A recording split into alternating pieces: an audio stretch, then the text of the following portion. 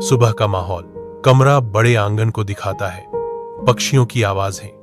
सीमा सुबह सुबह घर का काम कर रही है। सास कमला देवी चारपाई पर बैठी चाय पी रही हैं। सीमा मुस्कुराकर, माँ जी, आज मैंने आपकी पसंद का नाश्ता बनाया है, आलू के पराठे।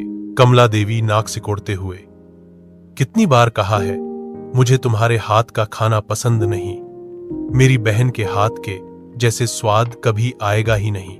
सीमा हल्की मुस्कान के साथ चुप रहती है, लेकिन अंदर से टूट जाती है।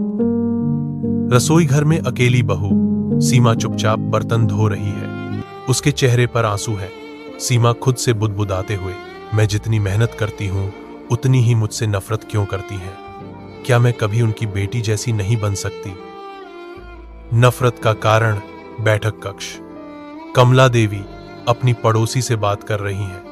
कमला देवी, मेरे बेटे की शादी मैं अपनी पसंद की लड़की से करवाना चाहती थी, पर उसने अपनी मर्जी से ये बहू चुन ली।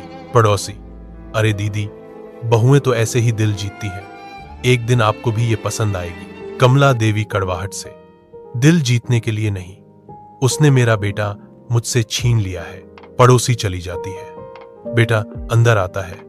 बेटा, माँ, सीमा आपकी बहुत इज्जत करती है, थोड़ा उसे भी समझने की कोशिश कीजिए। कमला देवी तेज आवाज में, तुम मुझे समझाना बंद करो।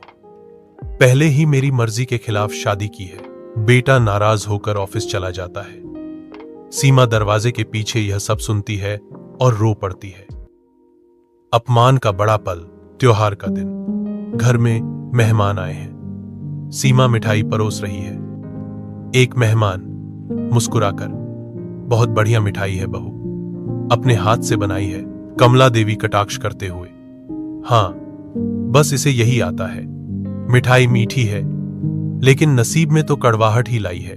सभी चुप हो जाते हैं। सीमा सबके सामने शर्मिंदा हो जाती है।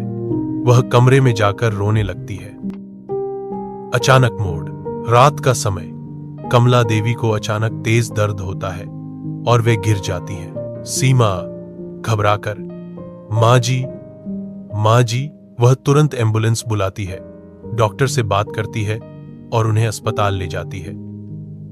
अस्पताल का संघर्ष। डॉक्टर ऑपरेशन की बात करता है। डॉक्टर, ऑपरेशन जरूरी है, तुरंत साइन करने होंगे। सीमा बिना सोचे, मैं साइन कर देती हूं। वह पूरी रात अस्पताल में उनके साथ रहती है।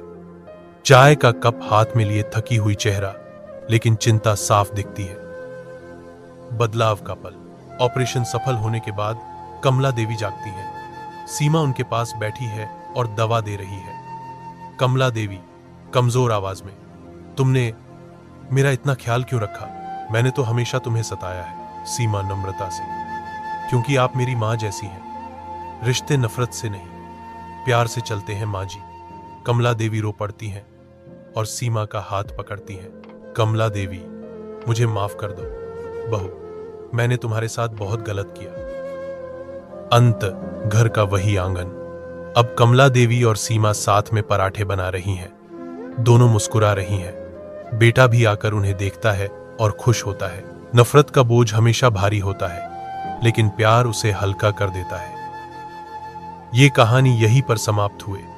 अगर आप इस कहानी से संतुष्ट हुए तो लाइक, शेयर और सब्सक्राइब जरूर करें, ऐसी और कहानियों के लिए।